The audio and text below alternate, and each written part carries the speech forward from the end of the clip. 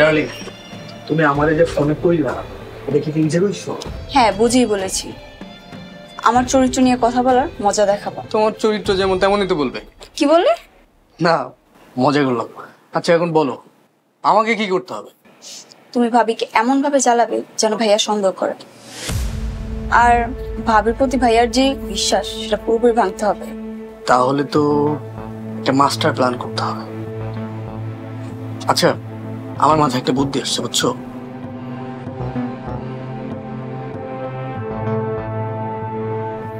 না না, আমি পারবো না। তাহলে আর কি, আমার কিছু করার নাই। আর শুনো, এর থেকে বেটার সাজেশন তোমাকে কেউ দিতে পারবে না। কিন্তু কি কিন্তু? ভালো করে চিন্তা করে দেখো, বাসা থেকে এই আপদ বিদায় করতে হলে তোমাকে কোনো না কোনো জায়গায় স্যাক্রিফাইস করতে হয়। তুমি এটা স্যাক্রিফাইস করলা জানে মান?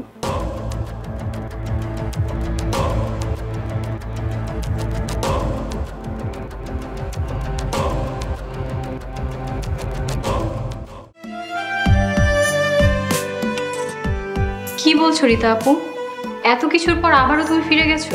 হ্যাঁ, কি করব বল। মা কি কখনো কারো কথা শুনেছে? মা জোর করে আবারও পাঠিয়ে দিয়েছে আমাকে। ফুপির জন্য আমিও আসতে বাধ্য হয়েছি। এখন আগের চেয়ে ওরা আরো বেশি খারাপ ব্যবহার করে আমার সাথে। আমার মা এখনো আগের দিনের ধ্যান ধারণা নিয়ে আছে। সমাজের কথা ভেবে লাভ আছে বলতো?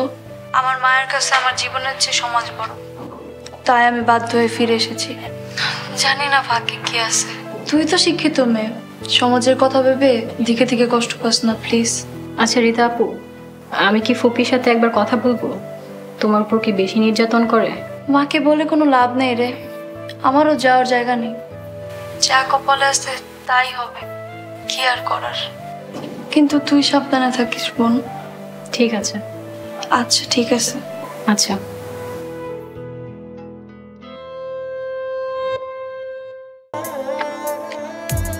কার সাথে কথা বলছিলে?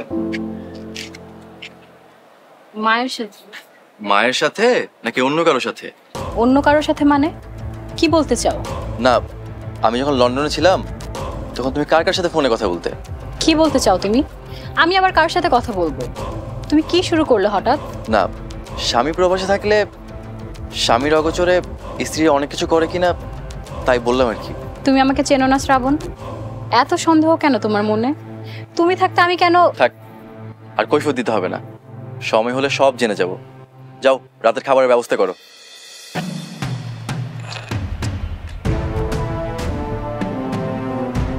নতুন করে কি ঝামেলা শুরু হলো আবার? আমার আর ভালো লাগছে না।